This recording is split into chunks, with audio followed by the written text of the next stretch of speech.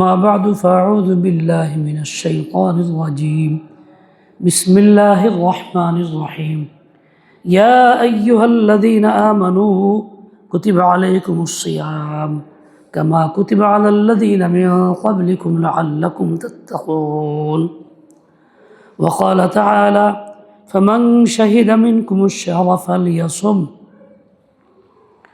وقال صلى الله تعالى عليه وسلم جعل الله صيامه فريضة وقيام ليله تطوعا أو كما قال عليه الصلاة والسلام محترم حاضرين আল্লাহ পাকের শুকর। আল্লাহ পাক আমাদেরকে রমজান মাসে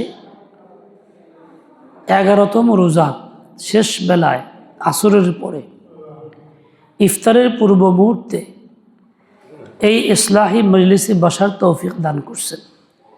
সেজন্য আল্লাহ পাকের শুকর আদায় করি আলহামদুলিল্লাহ।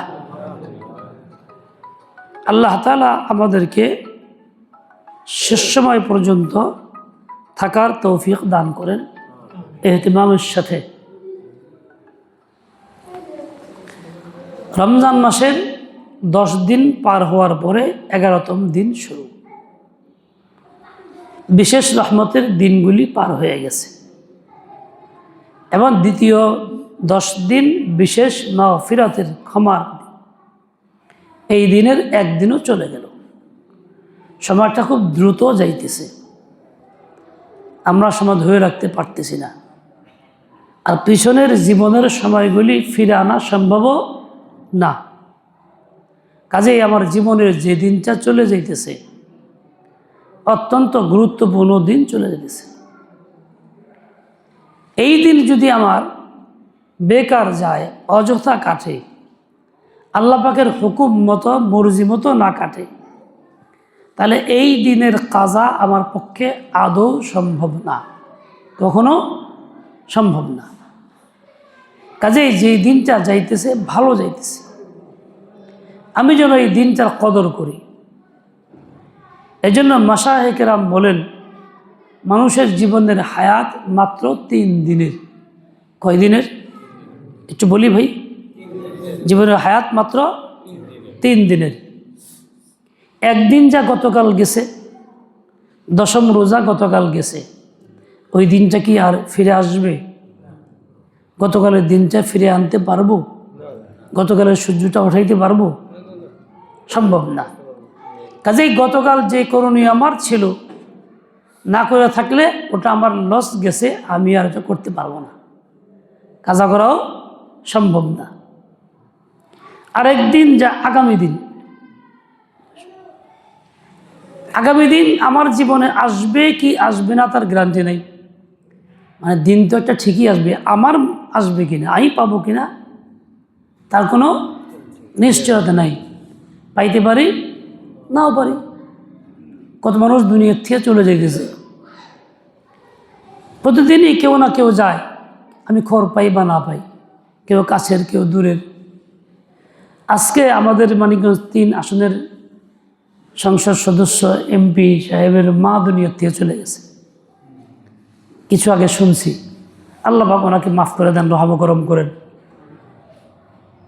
এরকম কয়েকদিন আগে যে হরগজের জসিমউদ্দিন ডাক্তারের স্ত্রী মারা গেছেন, আমার খালাতো বোন মারা গেছেন 3 দিন আগে, তার এক স্বামী মারা গেছে, তার ছেলে মারা গেছে, এক পরিবারে 3 জন মারা গেছে 3 দিনের ভিতরে।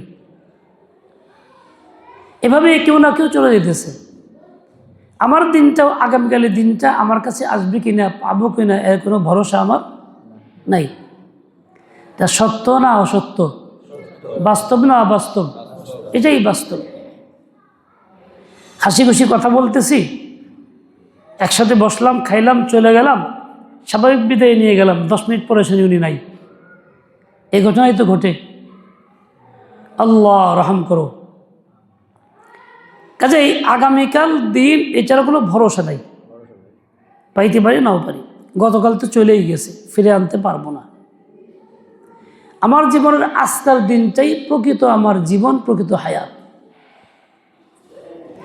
আমি যদি আজকের দিনটারে কাজে লাগাই তাহলে এই হায়াতটা কাজে লাগলো।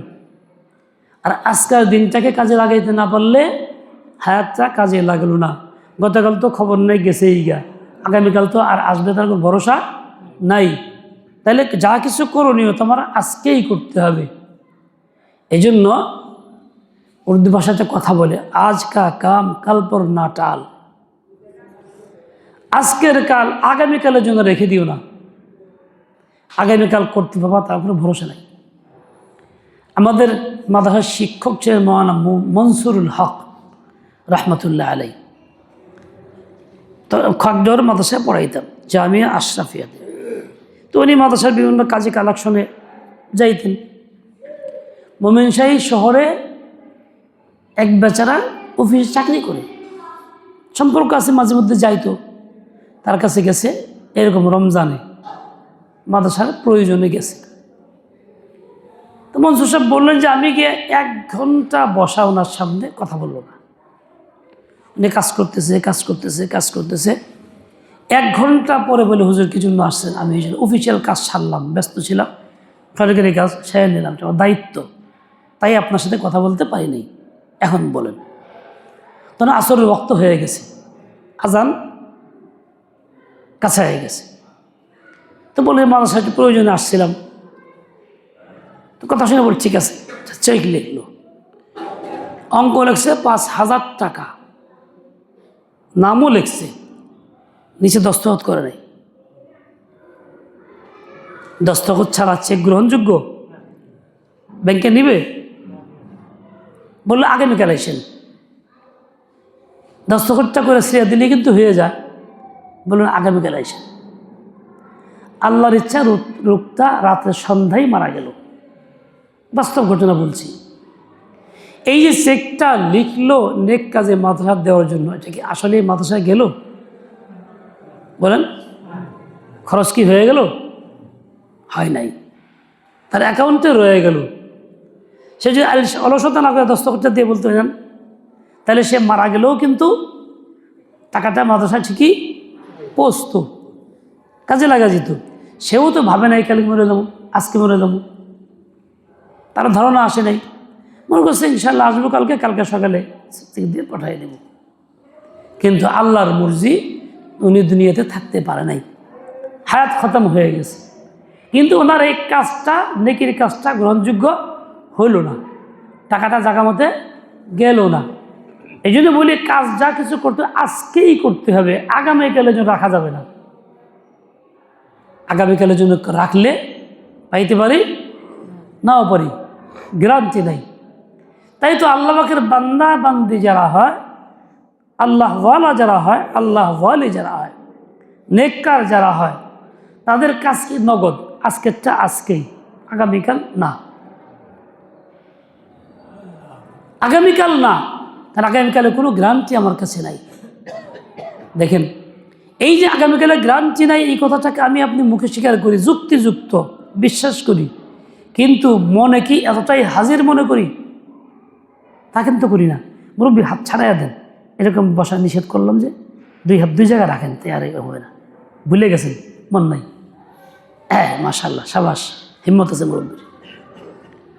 দেখেন, একজন মুহাদ্দিস মুহাম্মদ বিন ফজল রহমতুল্লাহ আলাইহি, তো উনি বলেন যে উস্তাদের কাছে হাদিস শুনতে গেছে। উস্তাদের জিজ্ঞাসা করলাম, আপনার কাছে এই হাদিসটা আছে? শুনলাম। শুনাম তো। শোনান শুরু করছে। উনি বললেন কি, হুজুর আপনি একটু খাতা দেখে শোনালে ভালো হইতো, মুখে শোনালে অবশ্য ভুল হয়ে যায়, খাতায় কি লেখা আছে হুবহু ঠিক থাকবে। উনি দরজা উঠছেন, ওইটা মাঝখানে একটা দরজা, ওই পাশে রুম, ওখান থেকে খাতাটা আনতে যেতেছেন। এর মধ্যে বললেন, হুজুর একটু দাঁড়ান, আগে একবার আমাকে মুখস্থ শোনায় নেন। কেননা পাশের রুম যে খাতা আইনা শোনাবেন, আপনার খাতা আনতে আবার হায়াত থাকবো কিনা জানি না, যদি মরে যাই তো হাদিস থেকে বঞ্চিত হয়ে গেলাম, এই জন্য আগে একটু শোনায় নেন, দরকার দ্বিতীয়বার শুনব। তাহলে উনি আজকাল এই হায়াতটারে কতটা কাজে লাগাইছে, আগে যে ভরসা নাই, কতটা গুরুত্ব দিছে, এটা কেমন হাজির মনে করছে। আমি আপনি যুক্তি মাইনে নেই, ঠিক আছে, বিশ্বাস করি, কিন্তু এত হাজির মনে করি না। কথা ঠিক কিনা ভাই? কথা ঠিক কিনা? এই অবস্থায় কিন্তু প্রত্যেকেই আমরা এই রোগে আক্রান্ত। আমি নিজেও, আমি যে বলতেছি অর্থ এই না আমি খুব মনে করি, তাও না, আমারও এরকম মনে লাগে না। এই দেখেন তাহলে কতটা মৃত্যুকে নিকটবর্তী মনে করছে, কতটা কাছের মনে করছে, যা কল্পনা করা যায় না। আল্লাহু আকবার। এটাই হলো আকাবেরের জিন্দেগি। আল্লাহ পাকের বান্দাবান্দির জিন্দেগি এরকমই হয়। দেখেন দুইজন সাহাবী বসছেন, বসে আলোচনা করতেছেন যে মৃত্যু কতটা কাছে, জীবনের যে ভরসা নাই, কতটা কাছে মৃত্যু। এক সাহাবী বলতেছে যে দেখো, আমি সকালে ঘুম থেকে উঠলে সন্ধ্যা পর্যন্ত বাঁচতে পারবো এই আশা আমি করি না। তার মানে আগে মৃত্যু হইতে পারে এই বিশ্বাস আমি করি। কথাটা বাস্তব সবার জন্য এইটা। দ্বিতীয়জন বললেন যে আমি 4 রাকাত নামাজ শুরু করি, শেষ করতে পারবো এই আশা ভরসাও আমি করি না। 4 রাকাত নামাজ পড়তে কতক্ষণ লাগে? আর সামান্য সময় তো লাগে। এইটুকু আস্থা নাই। রাসূল আকরাম সাল্লাল্লাহু আলাইহি ওয়াসাল্লাম শুনছেন, তিনি বললেন আমি নামাজ শেষে ডান দিকে সালাম ফিরাই, বাম দিকে সালাম ফিরাইতে পারবো এই আশাও আমি রাখি না। কি বুঝলাম? ডান দিকে সালাম ফিরাইয়া বাম দিকে সালাম কতক্ষণ লাগবে? কতক্ষণ লাগবে? কয়েক সেকেন্ডের ব্যাপার মাত্র। রাসূল আকরাম সাল্লাল্লাহু আলাইহি ওয়াসাল্লাম বলছেন আমি এইটুকু ভরসাও করি না, মৃত্যুটাকে এত কাছে মনে করি, হায়াত শেষ এত ঘনিষ্ঠ সময় আমার আসতেছে। নবীর জিন্দেগি এরকম জিন্দেগি। নবীর গুনাহ ছিল? ছিল না। মাসুম ছিলেন, পাক পবিত্র ছিলেন, কোনো গুনাহ ছিল না। তাই অবস্থা তার এরকম, মৃত্যুটাকে এত কাছে মনে করছেন, আজকের দিনের হায়াতটাকে এত কাজে লাগানোর চেষ্টা করছেন। সেই তুলনায় আমার তো তুলনাই নাই। আমি তো বড় পাপী, মহাপাপী, গুনাহের কোনো অন্ত নাই। তা আমার জন্য মৃত্যুকে কাছে মনে করা এর চেয়ে বেশি জরুরি না? তাহলে আমার আজকের হায়াতের গ্যারান্টি কতটুকু আছে? গ্যারান্টি বলতে কিছুই নেই। এই জন্য বুদ্ধিমান যে হয় সে কখনো আজকের দিনটাকে অবহেলায় কাটায় না। যা কিছু করে আজকেই করে নেয়, আগামীকাল করবো এই চিন্তা করে না। মনে করেন একজন লোক 4 রাকাত নামাজ পড়তেছে, নামাজে বেশি মন লাগে নাই, এই চিন্তা সেই চিন্তা উল্টা ছিল। মনে করলো আচ্ছা কালকে ভালো করে পড়ুমনি, আজ এরকম পড়ে যাই গিয়া, আগামীকাল এরকম এই নামাজ সুন্দর করে পড়তে পারতে গ্যারান্টি আছে? মনে করে একজনের কাপড়টা বেশি ভালো না, একজন না বাক পেশাব টেশাব পড়ছে, মনে ছিল না, তো এখন নামাজে খালি মনে আরে কাপড়টা তো বেশি ভালো না, বদলা বললাম দরকার। সাধারণ করে আজকে থাক পড়া শুরু হয়ে আজকে থাকে যায়, আগামী রক্ত ভালো করে পড়ুমনি, মনের ভিতরে এই কল্পনা আসলো। আসে কি আসে না? আসতেই পারে মানুষ যখন। কিন্তু আগামী রক্ত এর চেয়ে ভালো করে পড়তে পারবো এর নিশ্চয়তা আমার কাছে আছে? তা কিন্তু নাই। তার মানে কি বুদ্ধিমানের কাজ হলো এই রক্তটাই ভালো করে পড়ো, এবং এই রক্তের কাপড় বদলায় পড়ো, যেন আমার কাপড় বদলায় ঠিক মতন পরিষ্কার মতো পড়ি, যাতে আজকেরটা গ্রহণযোগ্য হয়। সাহাবায়ে কেরাম এই মানসিকতার ছিলেন, আল্লাহর নবী সাল্লাল্লাহু আলাইহি ওয়াসাল্লাম এই মানসিকতার ছিলেন। আমার আপনার জিন্দেগির নেকির কাজ তো হয় না, পুঁজি তো এমনিই নাই, যাই দুই একটা করি সেটাও এরকমভাবে তাল বাহানা করে আগামীকালের আশা ছেড়ে দিতেছি। কতই না ভুলের মধ্যে আসি। এই আগামীকালের আশাটা কে দেয়? শয়তানে দেয়। মাসুম দেরি আছে। দেখেন নেত্রকোনা একটা এলাকা আছে যেখানে খুব ডুবা এলাকা, পানি পুনি বেশি হয়। তো এলাকায় আমার সফর হইতো মাঝে মধ্যে আগে, কারণ ব্যস্ততা যাইতে পারি না, তারা যাইতে বলে পারি না।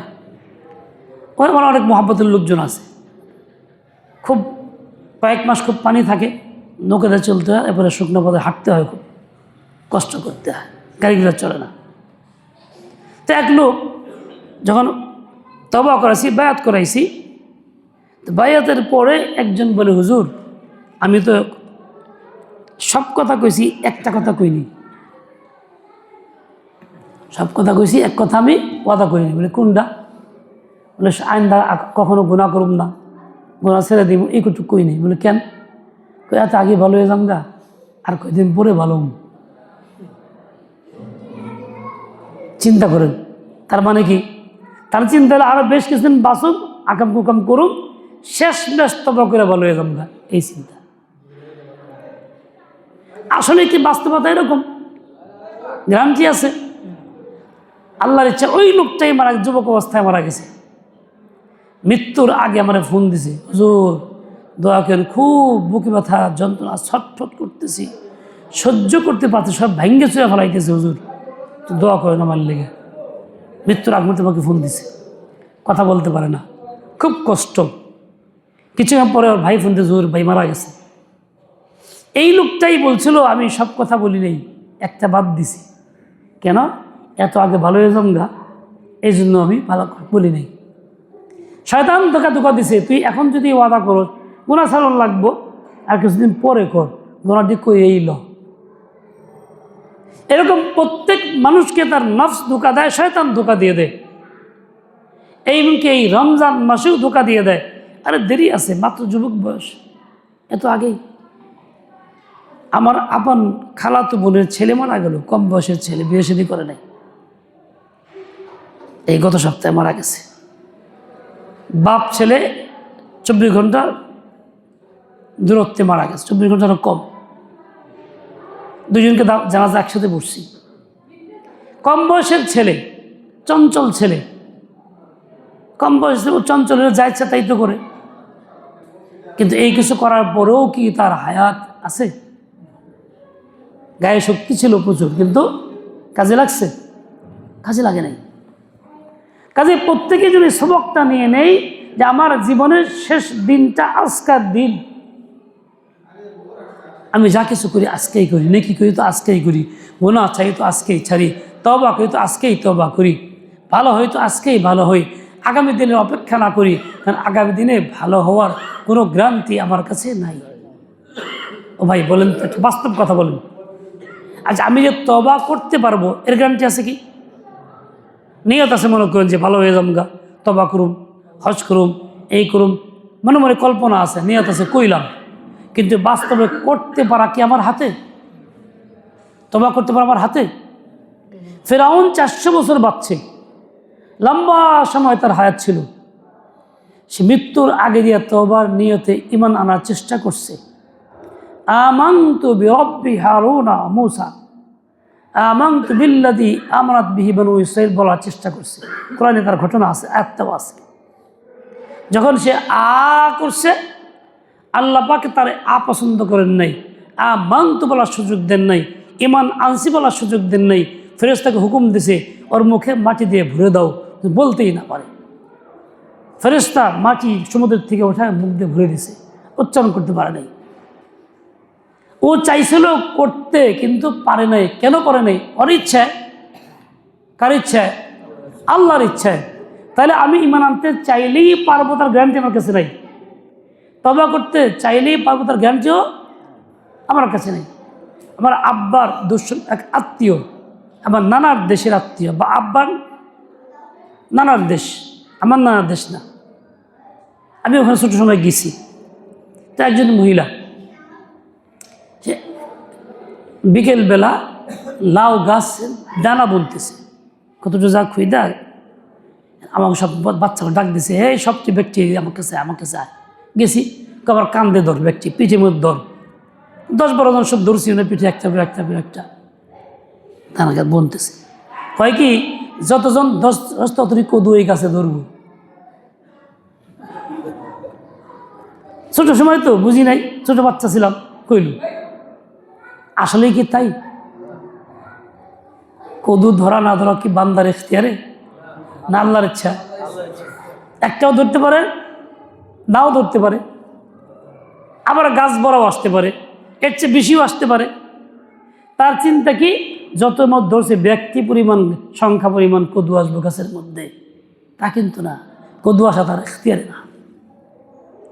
বলার কথা যেটা সে হলো, এইরই মারা গেছেন, আল্লাহ রহম করেন।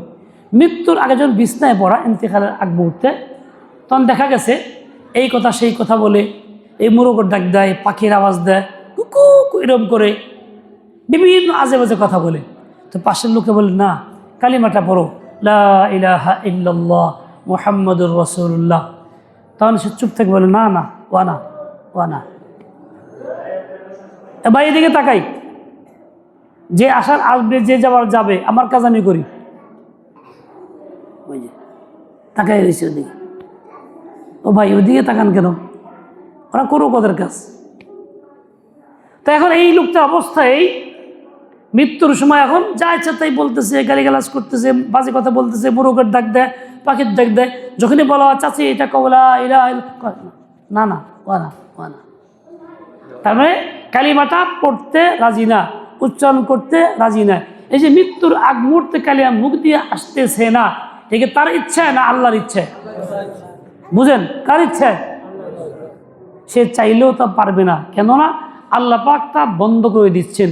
আল্লাহ তার প্রতি নারাজ, আল্লাহ অসন্তুষ্ট, আল্লাহ নাফরমানি করার কারণে আল্লাহ পাক নারাজ। যেই নারাজগির ফল হচ্ছে এই, তার মুখে কালিমাটা আসতেছে না, আল্লাহ দিতে চাচ্ছেন না। আচ্ছা আল্লাহ না করুক, আমাদের যদি এরকম অবস্থা হয় তাহলে কী করব? কিছু করতে পারবো? কিছু করতে পারবো? পারবো না। কিন্তু কারণ আমাকে যদি বাঁচতে হয় তাহলে এখন থেকে পথে চলতে হবে, সেই পথে, গুনাহ ছাড়ার পথে, রমজানের হক আদায় করে চলতে হবে, যাতে করে আমার জীবনে ওইরকম মুহূর্ত না আসে, ওই দুঃসংবাদের মুহূর্ত না আসে, অশুভ মুহূর্ত না আসে, যে মুহূর্তে কালিমা বলতে পারতেছি না, মুখে উচ্চারণ হইতেছে না, দিল চাইতেছে না, ওই অবস্থা আমার সৃষ্টি না হয়। আমরা এরকম চাই কি চাই না? কে কে চাই এরকম? কে কে চাই? যদি সত্যি এরকম চাই, আল্লাহ তৌফিক দেন, ঈমান নিয়ে মরতে চাই, তাহলে আমাকে এখন থেকেই এই রমজানের হক আদায় করে গুনাহ মুক্ত জীবন যাপন করে চলতে হবে, যাতে শেষ মুহূর্তে আল্লাহ পাক আমাকে ঈমান নসিব করেন। বুঝাইতে পারলাম কিনা? রাজি আছেন ইনশাআল্লাহ? আর একটা ঘটনা শুনি, বাস্তব ঘটনা শুনি। পাকিস্তানের একটা জায়গা আছে নাজিমাবাদ, ওইখানে 3 বন্ধু, একজন একটি বেলাইনের ছিল। সেই লোকটা শেষ সময় অসুস্থ, হাসপাতালে ভর্তি। তার বন্ধু শুনছে, সেই বন্ধু আবার আল্লাহর ইচ্ছা দিনের কাজ করে, তাবলীগের মেহনতে সে পরিবর্তন হয়ে গেছে, এখন আল্লাহ ভক্ত হয়ে গেছে। এই লোক দেখতে আসছে, বন্ধু মানুষ, যাই তার কাছে আসছে, আইসা কথাবার্তা বললে তার ফাইল টাইল সব দেখা, ডাক্তার রিপোর্ট, সে শিক্ষিত মানুষ দেখছে, দেখে বন্ধুকে বলে, বন্ধু তোর অবস্থা যা দেখলাম, রিপোর্ট যা দেখলাম, তাতে মনে হয় তুই আর বেশি বাঁচবি না, দুনিয়া থেকে চলে যাবি 2-1 দিনের মধ্যেই। তুই একটা কাজ কর, তুই তওবা কর। কি বলতেছে? তুই তওবা কর। ভালো কথা বলে, খারাপ কথা বলে? এখন এই বন্ধু চুপ থাকলো, অসুস্থ রোগী বন্ধু। কতক্ষণ পর কয়েক, দুস্থ তুই যা কইলি তা তো কইতে পারতেছি না, সব কিছু কইতে পারি, প্রেসক্রিপশন, ক্যাপসুল, ট্যাবলেট, ডাক্তার, এ তো কইতে পারতেছি, কিন্তু তুই যা কইলি সেটা কইতে পারতেছি না। মানে এ কথা কয় না, তওবা কইতে পারি না। কি কইতেছে? তুই যা কইলি তা কইতে পারতেছি না। তওবার এই শব্দটা দিল থেকে না চাইলে মুখে শব্দটাও আসতেছে না। তওবা শব্দটা সহজ না, বাংলা 3 অক্ষরে ত আকার, অন্তস্থ বয় আকার দিলে তওবা, বাচ্চারা বলতে পারে। সে বলতেছে কি, দুস্থ সব কইতে পারি, কিন্তু তুই যা কইলি তা তো কইতে পারতেছি না। তার মানে কি? তার মুখে এটা আসতেছে না। তার মানে কি? আল্লাহ নারাজ না রাজি? কথা বলেন। তার প্রতি আল্লাহ খুশি না বেজার? আল্লাহ তার কাজে এতটা অসন্তুষ্ট, তার মুখ দিয়ে তওবা শব্দটাও আল্লাহ বের করতে চাইতেছেন না। তাহলে কালিমা পড়া, মৃত্যুর সময় তওবা করা, তওবা নিয়ে মরে যাওয়া, এটা কি আমার আপনার ইখতিয়ারে, আমার ইচ্ছা স্বাধীন, নাকি আল্লাহর মর্জি মতো? আমি যদি চাই সত্যিকার অর্থে তওবা করে দুনিয়ার থেকে যাইতে, কালিমা নিয়ে যাইতে, ঈমান নিয়ে যাইতে, তাহলে আমার এখন থেকেই তৈরি করতে হবে, আমাকে চলতে হবে আল্লাহ পাকের মর্জি মতো। আজকের দিনটাকেই কাজে লাগাইতে হবে। আজকে আমার প্রকৃত তওবা করে ফেলতে হবে অতীতের সকল গুনাহ থেকে। আজকে আমার আগামী জিন্দগির গুনাহমুক্ত জিন্দেগির জন্য দৃঢ় প্রতিজ্ঞাবদ্ধ হইতে হবে যে ইনশাআল্লাহ তাআলা আগামীতে আমি ইচ্ছাকৃত কোনো গুনাহ করতে রাজি না, এরকম পাক্কা আজকে আমাকেই করতে হবে।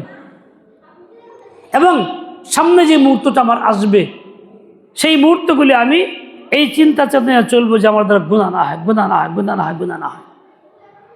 এই ফিকির গালিব করব, এই চিন্তা গালিব করব, প্রবল করব। তাহলে চলার পথে কোনো গুনাহ আমার দ্বারা হবে না। আর গুনাহ যখন হবে না, দিল তৈয়ার থাকবে, মাহফুজ থাকবে। দিল যখন মাহফুজ থাকবে, ওই দিলে আল্লাহর নামের নূর আসবে এবং ওই নূরের বরকতে মুখে আল্লাহর নাম আসবে। আল্লাহ তখন বলতে পারবো, লা ইলাহা ইল্লাল্লাহ তখন বলতে পারবো, তাওবা তখন বলতে পারবো, আস্তাগফিরুল্লাহ তখন বলতে পারবো। কিন্তু দিলে যদি জং আসে, নূর না আসে, তাহলে ওই দিলের আসর মুখে পড়বে, তখন এই জং থাকবে, এই মুখ দিয়ে কালিমা আসবে না। আমার এলাকার একজন লোক মারা গেছে, বয়স্ক মানুষ, মুরব্বী, শেষ বয়সে আমার কাছে আসছে তওবা করার জন্য। তওবা করা ব্যর্থ হয়েছে।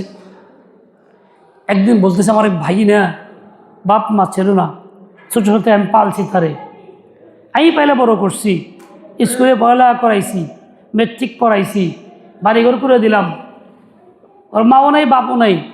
এখন সে আমার সাথে এমন ঝগড়া, তার বাড়ি কাজ আমার যেতে দেয় না, সীমানা বন্ধ করে দিছে, আমার হাঁটতে দেয় না, বেড়া দিয়ে দিছে, আমার এত জ্বালাইতেছে, আমারটা খাই আমারটা পয়লা বাড়ির থাইকে আমার কষ্ট দিতেছে। আমি হুজুর খুব বিপদে আছি। আমি তাকে বললাম, ভাগিনা আপন বলে হোক, বলে আপনজন সম্পর্ক ছিন্ন করা যাবে না। আপনি এতটুকু করবেন, ও কথা বলতে না চায় আপনি সালাম দিয়েন, অন্য কিছু না বলেন, সেও না বলুক, সালামটা দিয়ে যান, তবু আপনার কথা চালু থাকলো। কারণ মনের দুঃখে কোনো মুসলিমের সাথে 3 দিনের বেশি কথা বন্ধ রাখা হারাম, জায়েজ নাই। আপনি অনেকদিন কথাবার্তা বলেন না, এত অন্যায়, কবিরা গুনাহ। শেষ বয়স, ইমান নিয়ে যেতে চাইতেছেন, তো আপনি এই কাজটা করেন। সে কথা না বলে আপনি আগায়া বলেন। এমনকি সে যদি কোনো কথা না বলে আপনি কথা বলতেন, তোমাকে সালাম দেন, আসসালামু আলাইকুম বলেন, বলে সে তো জবাব দিবে না, বলে জবাব না দিলেও বলেন, তাহলে আপনি তো দায়ী মুক্ত হয়ে গেলেন। তখন সে বলে কি আছে, হুজুর পারি না, পারি না, পারি না, মুখে খিল লাগে, মুখে খিল লাগে, মুখে খিল লাগে। মানে আসসালামু আলাইকুম এটা বলতে পারে না, মুখে খিল লাগে। খিল বুঝেন তো, কাছের দরজা বন্ধ করলে খিল দিয়ে বন্ধ করা লাগে না, পেছনে জিব্বায় খিল লাগায় না, মুখ দিয়ে আসতেছে না, তার মুখের শব্দটা, হুজুর পারি না, মুখে খিল লাগে, মুখে খিল লাগে, মুখ দিয়ে আসে না। বাস্তব আমি সরাসরি এই কারণে শুনছি, আমার কাছে সামনে বসে বলছে। তাই বলে আসসালাম তো আল্লাহর নাম, আসসালামু আলাইকুম সালাম বলি, আসসালাম তো আল্লাহর নাম, এই নামটুকু আসে না। কেন আসে না? এটা কি আমার ইচ্ছা না আল্লাহর ইচ্ছা? মানে আমার আচরণে আল্লাহ এতটা নারাজ, মুখ দিয়ে আল্লাহ উচ্চারণ করাইতে দিতে চাচ্ছেন না, তাই আসসালামু নাম আসতেছে না। কথা বুঝতে পারলাম? এই মসজিদে আসরের পরে রমজান মাস, কসম করতেছি না, কসম করলেও সঠিক, মাগরিবের আজান দিতেছে এক মসজিদে, আমি বাইরে মসজিদে এরকম বারান্দায় দাঁড়াইছি কিনারে, এক লোক দৌড়ে আসছে, হুজুর মাথায় হাত দেন, হাত দেন, দেন হাত দেন, যে কীরকম গরম। তো আমি হাত দিই না, আমার হাত নিয়ে মাথায় দিল, দেখলাম খুব গরম। তো কী এবার জানেন কে লিগা? বলে না। তো কয় কি হুজুর, এই যে আজান দিতেছে, লোকটা আজান দিতেছে যে, ওর লোক আমার ঝগড়া, ও কি লিগে আজান দিল, এই জন্য মাথা গরম হয়েছে। এই বাস্তব কথা বলছে, আল্লাহর ঘর মুসলিম এসে বলতেছি, রোজা অবস্থায় বলতেছি। লোকটার নাম মুখস্থ আছে আমার এখনো, খেয়াল করি ভাই। তার কথা হলো যে ওর লোকের ঝগড়া, আমার উকিল লিগে আজান দিল,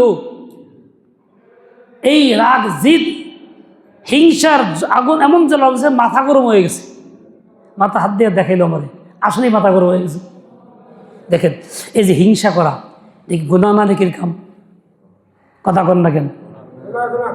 হিংসা করা কি নেকির কাম না গুনাহের কাম? এই গুনাহ কত ক্ষতি করতেছে, সে আল্লাহর নাম শুনতে পারতেছে না, তার সহ্য হইতেছে না। ওই লোকটা আজান দেয়, সে কি তারা গালি দিতেছে? সে তো আল্লাহু আকবার বলতেছে, আল্লাহর বরত্বের কথা বলতেছে, সে তো আল্লাহর কথা বলতেছে, আল্লাহ মহান, আল্লাহ বড়, সে তো ভালো কথা বলতেছে। কিন্তু আল্লাহর বরত্বের ঘোষণাও ওই লোকটার মুখ থেকে শুনতে সে রাজি না। কেন? হিংসার কারণে। হিংসা কেমন গুনাহ, যে গুনাহ মানুষকে আল্লাহর নাম থেকেও বঞ্চিত করে। তাহলে এই লোকটা হিংসা নিয়ে থাকলে, বাঁচলে কি মৃত্যুর সময় ঈমান নিয়ে মরতে পারবো? কালিমা নিয়ে মরতে পারবো? দুনিয়াতেই শুনতে রাজি না। বুঝাইতে পারলাম? তাহলে গুনাহ কত ক্ষতিকর। আজকে আমি আমার জীবনের দিনটাকে গুরুত্বপূর্ণ আজকেই মনে করতেছি না, অবহেলায় কাটাইতেছি, গুনাহ ছাড়তেছি না, গুনার প্রতি ঘৃণা আসতেছে না, পাক্কা তওবা করতেছি না, জিন্দগি বদলাইতেছি না, ভবিষ্যতের আশায় আছি, লম্বা সময় আছে, বাঁচবো কয়দিন পরেই করব, ওই লোকের মতো। বাস্তবে কি তা হবে? 3-4টা ঘটনা শুনাইলাম, একটা ঘটনার মধ্যেও আল্লাহর নাম মুখে আসে না, তওবা মুখ দিয়ে আসতেছে না। কেন আসতেছে না? আল্লাহ নারাজ। কি জন্য? গুনাহের কারণে। কি জন্য? গুনাহের কারণে। আমি গুনাহ করব আর আমি আল্লাহর কাছে মৃত্যু ঈমানের সাথে কামনা করব, দুইটা কি একসঙ্গে সম্ভব না অসম্ভব? বলেন, বুঝে থাকলে বলেন, সম্ভব না অসম্ভব? ঈমান নিয়ে বাঁচতে হইলে, ঈমান নিয়ে মরতে হইলে কোনো গুনাহ করা যাবে না, গুনাহ সমর্থনও করা যাবে না, গুনাহ পছন্দও করা যাবে না, গুনার পক্ষেও মনে মনে থাকা যাবে না। এটা হলে ভালো হইতো, চেয়া থাকলে গুনাহটা করতাম, এরকম কামনা বাসনাও করা যাবে না। মনে করেন একটা কথার কথা, গরিব মানুষ, আয় ইনকাম কম, একজন চিবি আছে খুব তামসা দেহে, মনে করেন টাকা থাকলে আছে চিবি কিনুম, ইনকাম ভালো হইলে একটা চিবি কিনে আলাম, এই দৃশ্যগুলো আমি দেখুন। এটা কিসের বাসনা হইল? গুনাহের না নেকির? বলে গুনাহের সমর্থন দূরের কথা, গুনাহ করা দূরের কথা, গুনাহের কামনাও করা যাবে না, বাসনাও করা যাবে না। বরং গুনাহ থেকে দিল এমন সাফ হইতে হবে যে গুনাহের কথা পরিবেশ সামনে আসলে দিলে একটা এমন আঘাত লাগবে, সেজন্য মুস্তারিব হয়, বেকরার হয়, অস্থির হয়ে যায়, সহ্য করতে না পারে, অস্থির হয়ে যায়। মুমিনের জিন্দিগি হবে এমন, মুমিনের জিন্দিগি হবে এমন, গুনাহ তো করবে না, কামনাও করবে না, সমর্থনও পছন্দও করবে না, বরং উল্টা গুনাহের পরিবেশ আসলে পরে সে কি হবে? অস্থির হবে, সহ্য করতে পারবে না। এটা হলো মুমিনের জিন্দিগি। আমি আপনি মুমিনের দাবিদার, ঈমানের দাবিদার। আমার জিন্দিগি কি বাস্তবে এরকমই? নিশ্চয়ই তা না। কাজে এই রমজান আসছে, রোজা রাখতেছি, যেই রোজার আসল লক্ষ্য আমার জন্য রোজা রাখার সাথে নিজেকে সকল গুনাহ থেকে মুক্ত করা। এটাই আল্লাহ বলছেন লাআল্লাকুম তাত্তাকুন বলে। এই 10-11 দিন চলে গেল, আমরা কি বলতে পারবো ইনশাআল্লাহ তাআলা সকল গুনাহ ছেড়ে দিয়েছি, পাক্কা ভালো হয়ে গেছি? বলতে পারবো কেউ? কারো ক্ষমতা আছে এরকম? বুকের পাটা আছে? নাই। তার মানে সবাই সব গুনাহ ছাড়তে, হয়তো কেউ কোনো ছাড়ছি, কোনো ছাই নাই, কেউ আগের মতোই আছে, চলছি, রোজা বাড়তি রাখতেছি। আল্লাহ এটা চান না। আল্লাহ চান সকল গুনাহ থেকে নিজেকে মুক্ত করা। কয় ভাগ? 40 ভাগ না, 50 না, 60 না, 70 না, 100 ভাগ। যে রমজানে নিজেকে সকল গুনাহ থেকে মুক্ত করলো, সেই আল্লাহ তাআলার ওলি, সে আল্লাহ পাকের আপন, সে আল্লাহ পাকের আপন। গুনাহ দেখেন, আপনি রাস্তায় চলছেন, গাড়ি নিয়ে চলছেন, রাস্তায় এক জায়গায় খুব ভিড়, রিক্সাওয়ালাকে উল্টা আইছে, যানজট হয়ে গেছে, সবাই তারা গালি দেয়, রমকা গাই মার সালারে, গাড়িতে মুখে মার সালারে বলতেছে। এই যে লোকটা গালি দিতেছে, মার সালারে কইতেছে, মারতে তো পারতেছে না, কিন্তু মারার জন্য চিন্তা করতেছে, জুলুমের চিন্তা করতেছে। অন্যরা কইলে সমর্থন করতেছে। যে গুনাহ কি গুনাহ না? কিন্তু যে কেউ সে গুনাহ মনে করে না, স্বাভাবিক মনে করে, যে দুশ্মনও করতেছে না। আমার আপনজনকে গুনাহ করতেছে, আমি দেখে হাসি দিয়ে চলে যাচ্ছি, আমি খারাপ মনে করি না, বাধা দেওয়ার চেষ্টাও করি না। এটা গুনাহ না নাকি? এটাও গুনাহ, আমি সমর্থন করলাম। এই যে নির্বাচন গেল, নির্বাচনের মধ্যে অনেক গুনাহ আমার দ্বারা হয়েছে। কেউ অবৈধ পয়সা গ্রহণ করছি, কেউ বাতিল সমর্থন গ্রহণ করছি, কেউ বাতিলের পক্ষে সমর্থন করছি, কেউ বাতিলের পক্ষে ভোট দিছি। কেউ হকের পক্ষে থাকি নাই, মনে করছি এটা পাস না ফেল, খামাখা মুখখানে কাম করি গা। এগুলি যে গুনাহ হয়তো আমরা বুঝি নাই। আর অনেক আছে, অনেক ছেলেপেলের যুবকরা কোনো ব্যক্তি বিশেষের কারণে পয়সা নিয়ে যা ইচ্ছা তাই করছে, উল্টাপাল্টাও করছে, যা সাধারণত হয়ে থাকে। তারা কিন্তু মনে করে গুনাহ, তারপর আমরা একটা কামটা করলাম, আমাদের মুখের পক্ষে ভালোই তো করলাম, অথচ এই সব গুনাহ হইতেছে, গুনাহ আর গুনাহ, গুনাহ আর গুনাহ। আমি এগুলি যে তওবা করতেছি না, মনে কোনো আঘাত লাগতেছে না, কষ্টও করতেছি না, জিন্দগি চলে যাচ্ছে, পার হয়ে যেতেছে, এভাবেই চলে যেতেছে, এভাবেই চলে যেতেছে। আল্লাহ আল্লাহ মাফ করো, আল্লাহ হেদায়েত দাও, পুরো উম্মতকে সেই পথের প্রতীক বানায় দাও। এই রমজান আল্লাহ পাক দিছেন শেষ হওয়ার পথে, এক ভাগেরও বেশি চলে গেছে, বাকি কয়টা দিন আছে, খুব দ্রুতই যাবে। আমি চাইলেও যাবে, না চাইলেও যাবে, কিন্তু আমার জন্য মিল বিক্রা গ্যারান্টি নাই। এই জন্য আমি আজকেই জিন্দিগি বদলায় ফেলবো, অতীতের সব গুনাহ থেকে তওবা করে ফেলবো। যেই গুনার তওবা যেরকম সেরকমই করব। বান্দার হক থাকলে আদায় করে দিব, মাফ চাই নিব কার কাছে গিয়া। আল্লাহর হক থাকলে তাকাজা করবো, আদায় করব, নিয়মতান্ত্রিকভাবে করব, নিজেকে গুনাহ থেকে মুক্ত করে ফেলবো ইনশাআল্লাহ তাআলা। এই উসিলায় যাতে আল্লাহ আমাকে রহম করম করেন, গুনাহ থেকে মুক্ত হয়ে যেতে পারি, আগামী জিন্দেগি আল্লাহ পাকের বান্দা বান্দিগির জিন্দেগি নসিব হয়, আল্লাহ পাকের বলিদের জিন্দেগি নসিব হয়। আর কেউ যে গুনাহ ছেড়ে দিয়ে আল্লাহর বলি হয়, আল্লাহু ওয়ালিয়ুল্লাযীনা আমানু, ওরকম ইমানদারের বন্ধু হন স্বয়ং আল্লাহ তাআলা। আল্লাহ যার বন্ধু হয় তার কোনো কিছু আমার অভাব থাকে? অভাব থাকে? তা কিন্তু থাকে না। এই জন্য আমি আপনি আল্লাহর বন্ধু হওয়ার চেষ্টা করি, যাতে আল্লাহ আমার বন্ধু হয়ে যান আমার আমলের দ্বারা। হাদিসে পাকে আসছে, যার জুমার দিন নিরাপদে গুনাহমুক্ত অবস্থায় কাটে, সারা সপ্তাহ নিরাপদে কাটে। যার রমজান মাস গুনাহমুক্ত অবস্থায় কাটে, সারা বছর তার গুনাহমুক্ত অবস্থায় কাটে। আল্লাহ পাক যাতে আমাদেরকে এই রমজান মাসকে গুনাহমুক্ত করার তৌফিক দান করেন। এই উসিলায় আগামী বছর যদি আমি পাওয়া যাই, রমজান পর্যন্ত পুরা বছর গুনাহমুক্ত থাকতে পারি, সেই তৌফিক আল্লাহ পাক আমাদেরকে নসিব করেন। আমিও দোয়া চাই যাতে আল্লাহ পাক আমাকেও দান করেন, আমাদের পরবর্তী বংশধররাও যাতে এই পথের প্রতীক হয়, গুনাহমুক্ত জীবন করে তারাও চেষ্টা করে, তাদেরকে আমরা এই পথে আনার চেষ্টা করে যাই, লাইন দেখাই দিয়ে যাই। এমন না আমার মতো আমি চললাম, আচ্ছা বড় হলে ওরা ভালো হয়ে যাবে, একলাই বুঝবে, একলাই তওবা করবে, একলাই জান্নাতি হবে, এরকম অবহেলা না করি। মানুষ খারাপে থাকলে পরে একাই ভালো হয়ে যায় না, খারাপটা দীর্ঘদিন গেলে আরও বাড়ে। পছন্দ ধরলে পছন্দ দীর্ঘদিনে বাড়ে, কমে না। এই বাচ্চা, এই চলো ঝগড়া কেন মসজিদে? মুস্তাহজিন, হে আল্লাহ, এই মুখতাসার ওয়াক্ত আসর পর থেকে আপনার মর্জি মতো, আপনার ফজল ক্রমে কিছু ইসলাহি কথা বলার তৌফিক আপনি দিলেন, বলার চেষ্টা করলাম। এই কথাগুলি আমাদের পাথেয় বানায় দেন, আমার নিজেরও পাথেয় বানায় দেন। এভাবেই আমাকে জিন্দি করার তৌফিক দান করেন, গুনার প্রতি ঘৃণা পয়দা করে দেন, নেক কাজে আগ্রহ বাড়ায় দেন। এ আল্লাহ, আপনার কাছে আপনাকেই চাই, আপনি আমার হয়ে যান। আল্লাহ, যারা দুনিয়ার থেকে চলে গেছে তাদেরকে রহম করম করেন, মাফ করে দেন। আজকে আমাদের এই মানিকগঞ্জ 3-এর এমপি মা দুনিয়ার থেকে চলে গেছে, রীতা আপার মা, এ আল্লাহ, তাকে আপনি রহম করম করেন, মাফ করে দেন। গতকাল 2 দিন আগে আমার খালাতো বোন আর তার আগে তার স্বামী এবং ছেলে চলে গেছে দুনিয়ার থেকে। আমার এলাকারও বেশ কয়েকজন চলে গেছেন। এ আল্লাহ, সবাইকে রহম করম করেন, মাফ করে দেন। ডাক্তার জসিমউদ্দিন, তার স্ত্রীও চলে গেছেন, তাকে রহম করম মাফ করে দেন। এলা আমাদের পূর্বে যারা চলে গেছেন, মাতা পিতা, দাদা দাদি, নানা নানি, আপনজন, স্ত্রী, সন্তান, ছোট ভাই, নিজের সন্তানও চলে গেছে, দুনিয়াতে আসছে পরে। আমার ওরসই কিন্তু সে দুনিয়াতে নাই। ওলা, কখন জানি আমিও চলে যাই।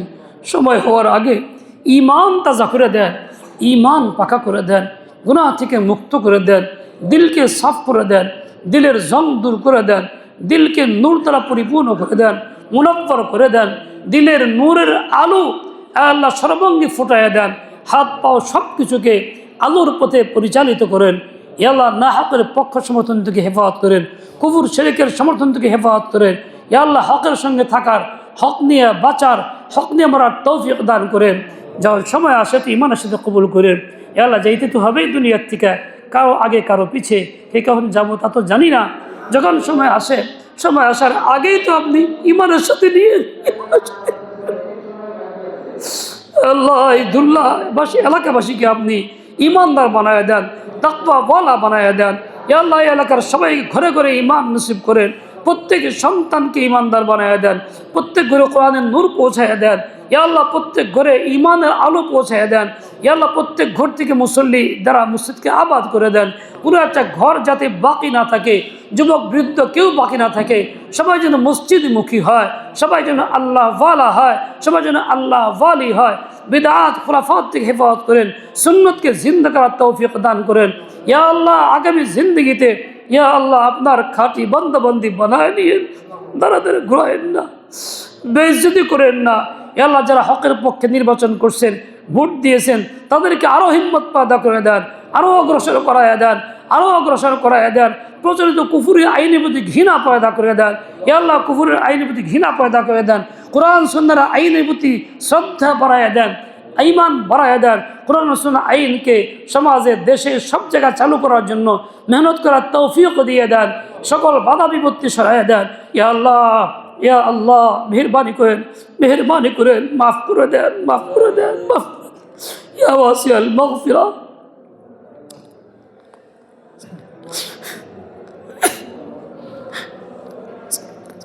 اللهم إني أسألك برحمتك التي وسعت كل شيء أن تغفر لي. اللهم مغفرتك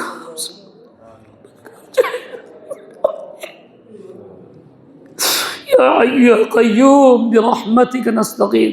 يا الله ইফতার মাহফিলকে কবুল করেন, যারা আয়োজন করলেন তাদেরকে উত্তম বিনিময় দান করেন। ইয়া আল্লাহ সবাইকে সত্যিকারের মুত্তাকি বানায়া দেন। سبحان ربك رب العزة عما يصفون وسلام على المرسلين والحمد لله رب العالمين. لا إله إلا الله بشكرا جنة الأبد بشكرا جنة المغفر له بشكرا. السلام عليكم ورحمة الله.